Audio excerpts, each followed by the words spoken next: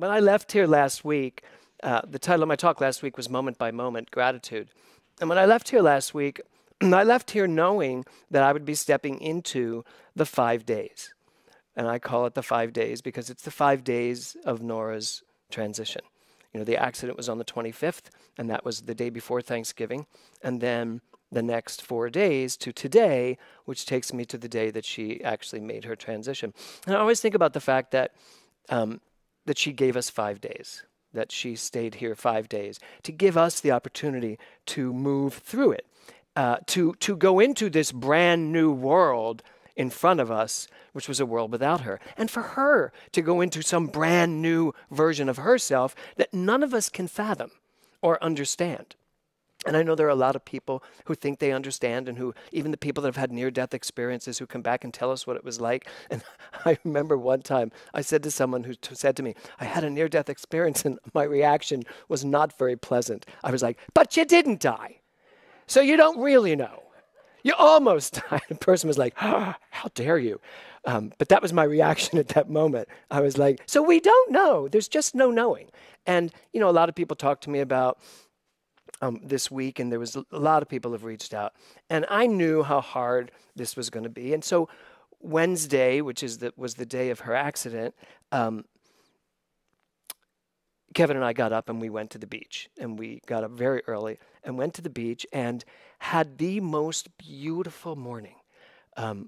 We went out to our beach in Malibu where we used to take the kids, and you have to climb over these rocks to get to a private beach. And Kevin first said to me, he says, do you really think we need to do that? And I said, yes, we need to climb over those rocks. And it was the weirdest thing. We climbed over those rocks better than we ever did before. I felt younger than I ever felt before, because usually I'm like holding rocks and trying to climb. And then when we got over there, Kevin reminded me that the reason I was feeling that way is because usually one of the kids were in a backpack. And he said, so James, you just had yourself today. But we got over there and it was just gorgeous. And we just sat on the beach, and the most bizarre thing happened. Someone had been on the beach, carved a big heart with NR on it, which would be Nora Rose. No one would do that because no one called her Nora Rose. It was always Nora James. But we were like, wow. And then we created our own heart with Nora's name on it.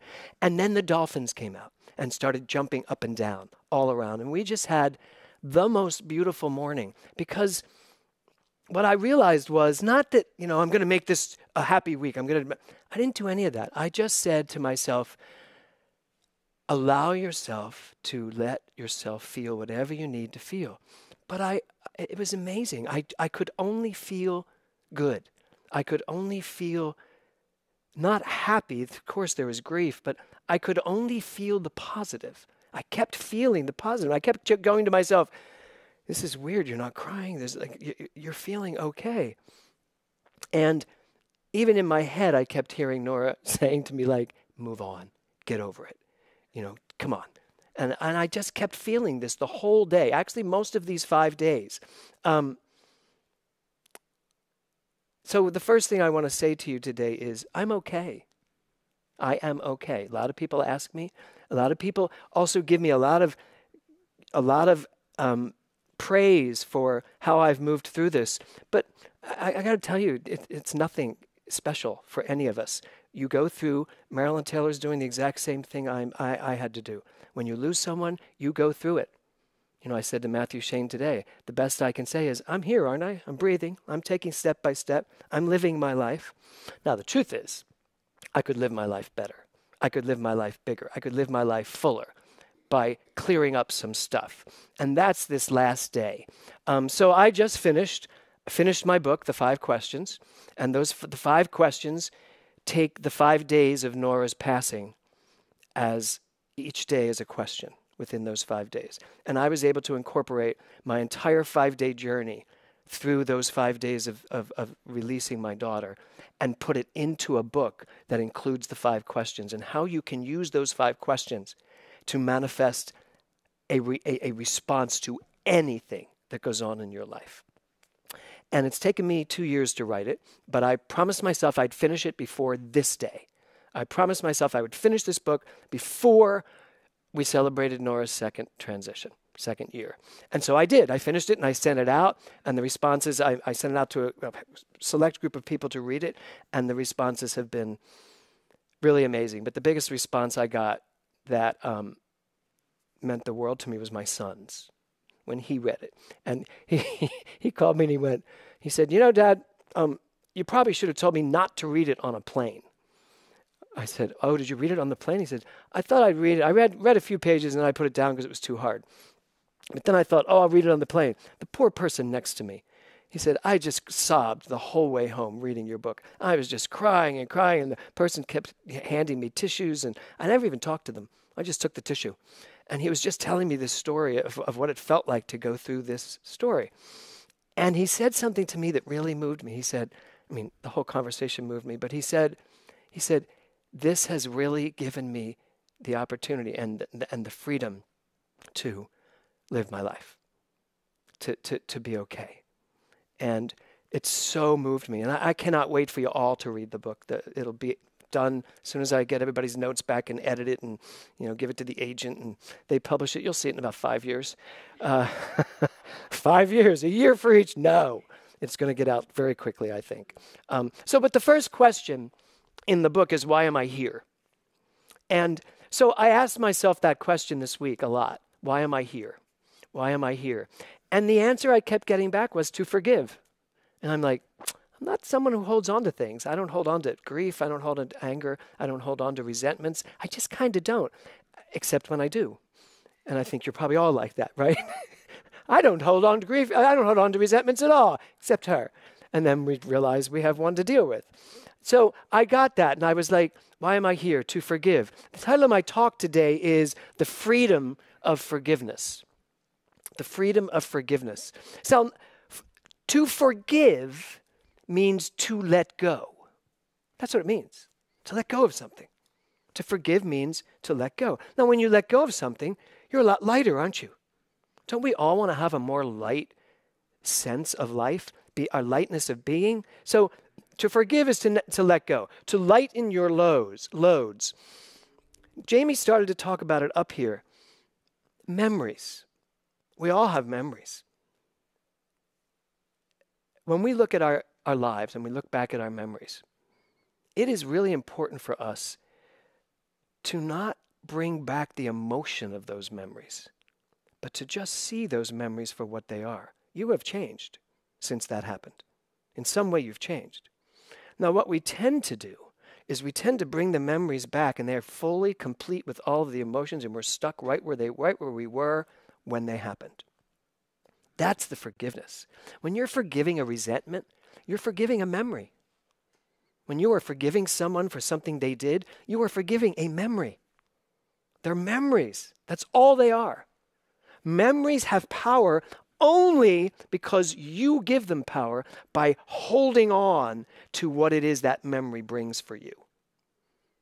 So when I say to forgive means to lighten the load, it means for me to take a look at these memories in an impersonal way and understand them from who I am today, not who I was when ...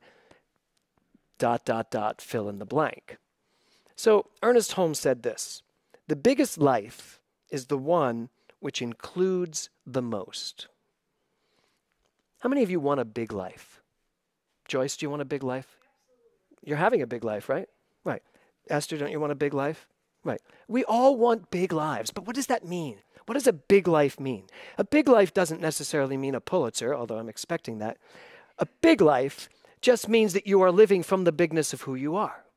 And I love his quote, the biggest life is the one which includes the most. That means every one of those memories are included in my life. That's the big life. I can look at all of it and not have to relive it from the anger, the fear, the hurt, the pain. It's all me. All of these memories are me. When you work through something, you do not eliminate it. You don't get rid of it. That's just called denial. When you say, yeah, I'm good, I'm all done that, I'm done, I won't think about that anymore. You can, you should. And you are able to think about all of it, all of your memories. That's what forgiveness is. to let go of all of the emotion, the pain, the hurt, all the stuff that comes with those memories, and start again, start anew. So 2 years ago was the most catastrophic experience of my life. I imagine it will always be that. Do I want to spend the rest of my life remembering that in that way? Or do I want to remember what I just watched? That's the Nora I know. Nora's not the girl who had an accident and cut her life short. In fact, since she did leave, that was her life. All of her life. My memories of Nora are good. My memories of Nora are happy, are joyous. Even the ones where she annoyed the crap out of me, they're fun when I think about them, because that's who she was. She never let you hold on to any. She would chase me down if I was angry at her just to make sure I stopped it. I mean, that's who she was. So the whole idea of forgiveness is forgive the emotions that you have with these memories that are part of your life, but include them as part of your life. Be willing to have a big life. The biggest life is the life that includes the most. Don't be afraid to take those 5 days and live them again. Live them from who I am now. Live them from what I've experienced and learned up to this point. 2 years later, I know things now that I didn't know then. I didn't know a lot then. Those 5 days, I wasn't thinking very well. I was reacting the best I could. So that's what I want to talk to you about today, your memories. The things that the last frontier of forgiveness. Because we've talked about forgiving people and forgiving grievances. We've talked about forgiving ourselves. But what about forgiving our memories? What about lightening our load with all the life we have lived up to this point and claiming it as the life we have lived? Oh my God, when I go back and I think about how much I held on to my anger at Jerome Robbins for West Side Story. And yet, the man still cast me in my first starring role on Broadway. I mean, I think he did it to torture me, but that's another story. But he did give me an amazing opportunity. There's so much to look at positive from that. And yet for years, my memories of that, I would hear da-da-da, and I'd go, I can't hear that music. I couldn't even listen to West Side Story music because I was holding on to the unforgiven memories of whatever that was. I don't feel that way anymore. I really don't. I hear music. I've now seen it. I've gone to productions of West Side Story and I haven't freaked out. I'm like, oh yeah, I remember this. So our job is to be willing to take a look at all of our memories, embrace them, and forgive what we need to forgive. And that just means let go of the emotions. Martin Luther King said this. Martin Luther King Jr. said this: forgiveness is not an occasional act. It is a constant attitude. Forgiveness is not an occasional act. So it's not about forgiving this, forgiving that. It's the attitude, the consciousness of forgiveness, an attitude of lightening up. Lightening up. How many times has somebody said to you, Reverend Nancy, lighten up for God's sake? Hardly ever to you, because you are just the most light, you are the lightness of being dancing through life. But I've had people say lighten up, not much in the last so many years, because I once I got into this teaching, I kind of lightened up a lot. I really started getting it all. But for those of you who are still out there living these very heavy lives of angst and sturm and drung and just, everything's a challenge, lighten the hell up and lighten the heaven up. Give yourself the opportunity to lighten up. So it's very funny. Every Sunday morning, I wake up early to look at my notes and see what I'm going to talk about today. And I went back and listened to the song. And as I was sitting there, it occurred to me, and it's been there for years, it's been there forever, I guess, since I've put it there, is a picture of my mother and father and I on my graduation day, June 9th, 1972. And I looked at the picture, and I've always said that my mother looks like Nora, that Nora looked like my mother. They both had the very similar faces. And I'm sitting there looking at that picture, and I thought to myself, how many times have I told my story, like Jamie said, about how many times have I told the story of my mother's problems? How many times have I told the story of an inattentive, unaffectionate, absentee father? I just told it again with those descriptives. How many times have I still held on to those emotions? Because then I looked at this picture and I saw a man and a woman, very handsome man and a woman, who had brought this young boy up to his graduation day. And he was watching me, they were watching me step away from them and go out into the world to create my world, my new beginning. And I thought, all the things they did for me, and yet my memories, I'm still attached to some of the memories that need, not the memories to be forgiven, but the emotions around those memories to be forgiven, to be lightened up, to start getting a better perspective of things. And then I thought about all the stories. And as I'm doing this, I look up, and right there on the wall next to me is this beautiful, and I hope she's watching today, this beautiful pottery. What's that called? A piece of ceramic. Thank you. A beautiful ceramic by Gabriella Hoffman. And she did it for me based on one of my themes. And it was this: with each breath, I celebrate a new beginning. And I had given it to Nora. And Nora put it on her wall. And so I'm sitting there and I'm listening, watching Nora singing her song, Brand New. And I'm looking at my mother and my father. They're all gone now. And I look up on the wall and there's the thing she hung there. With each new breath, a new beginning.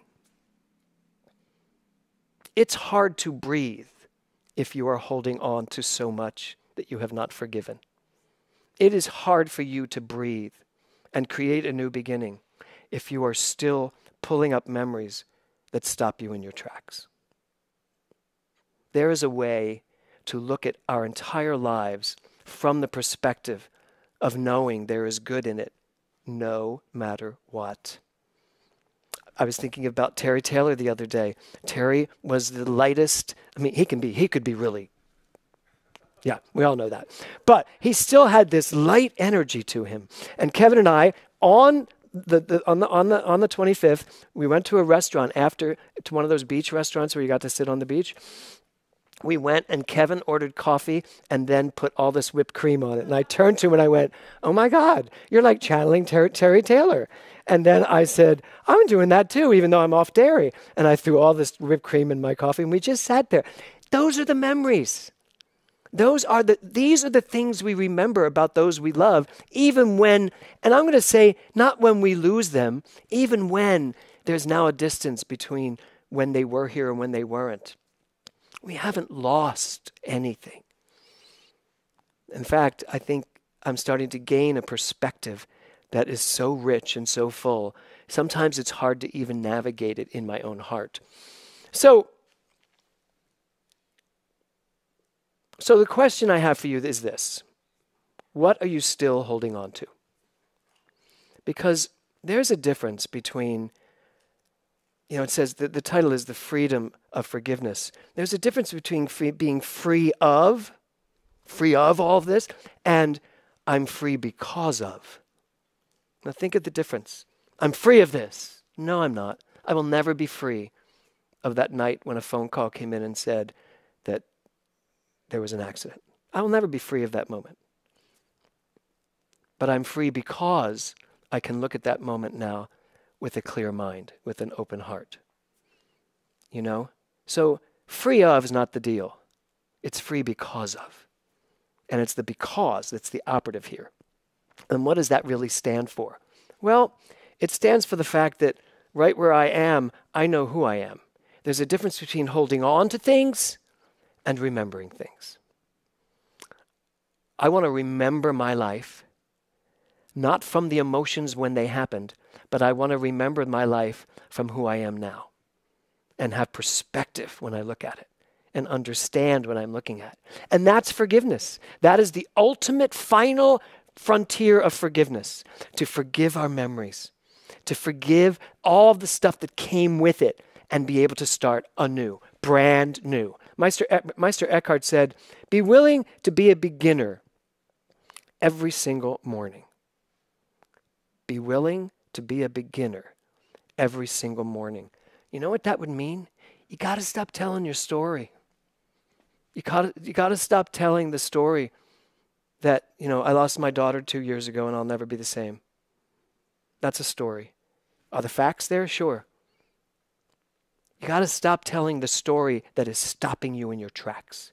You have to stop telling the story that comes with so much angst, so much anger, so much pain that you get to relive it every time you tell it. Did you ever hear somebody tell you their story and they're really fine until they start to tell you their story and then they turn into that story right in front of your face? And you're like, hey, I'm not that person. You're like screaming at me right now because they're telling you their story and the story comes with all of that. That's what we need to forgive. How can we say love only, forgive everything, remember who you are, and still tell our stories? Still tell our stories without the forgiveness in our heart about them. Sure, I had a mother who was very challenged in her life, but I also had a mother who would wake me up in the middle of the night to walk her downstairs to make a cup of hot milk so she could go to sleep because she couldn't walk downstairs by herself. My dad was a cop on the night beat. She wouldn't wake my older brother up because that was like trying to wake up a corpse. He wouldn't wake up. But I would wake up. She'd go, Jimmy. I'd be like, what? And we'd go downstairs and she'd make the hot milk for herself and one for me, and we'd just sit there drinking it. Those are beautiful memories. Great to remember. That was before she turned in her hot milk for a vodka. Those days. I was very young then.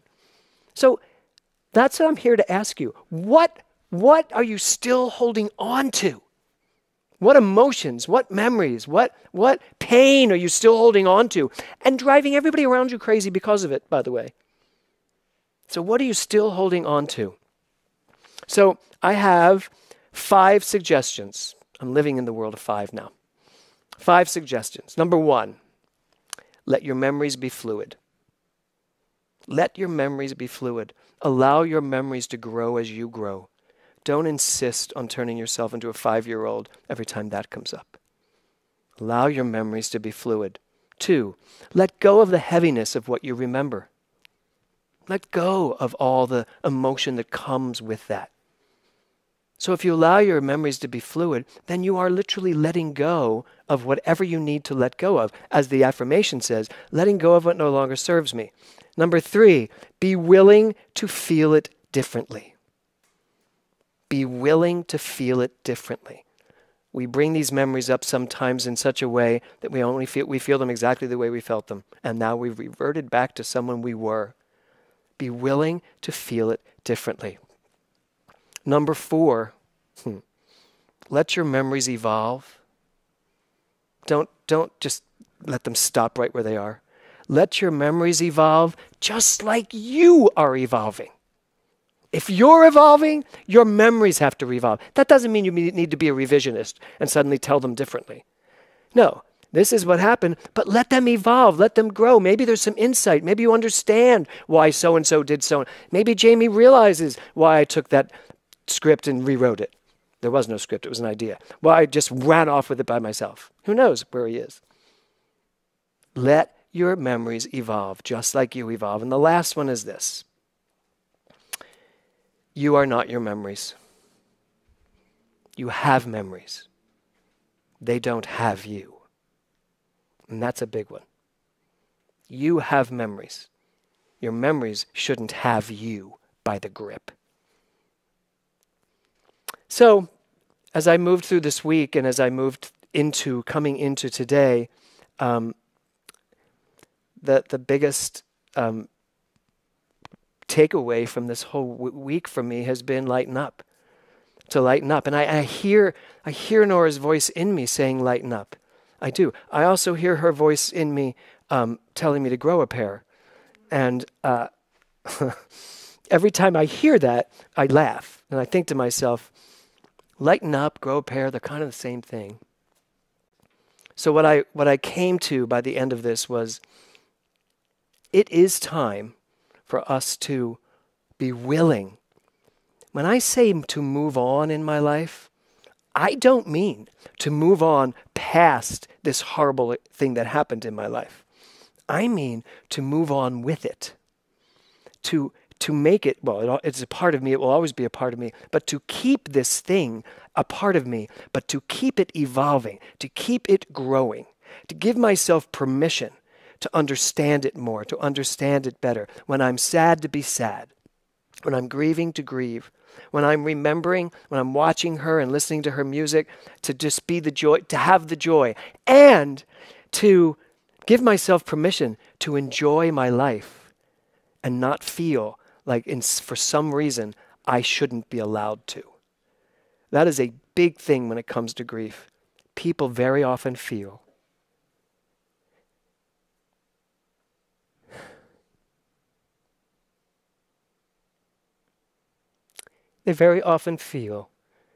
they're not allowed to move forward when someone else isn't. But doesn't that defeat the purpose of what we teach? If I were to think that Nora hasn't been moving forward this whole time, probably at a much faster pace, I wouldn't be standing here. I couldn't stand in what I teach.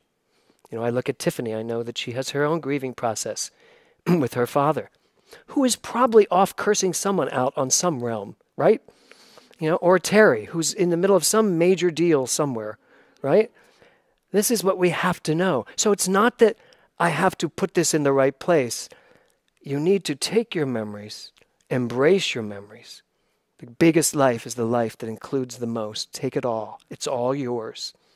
Take it with you as you move, but be willing to move. Be fluid. Be willing to grow. Grow your memories. Allow them to keep expanding. Today may be the day that I always remember as the day that Nora made her transition, but it's also the day that she was free, that she gave herself permission to be free. And that is the freedom of forgiveness, to let yourself be lighter, more truthful, more solid, and more grounded in the truth that right where I am, love is. Namaste.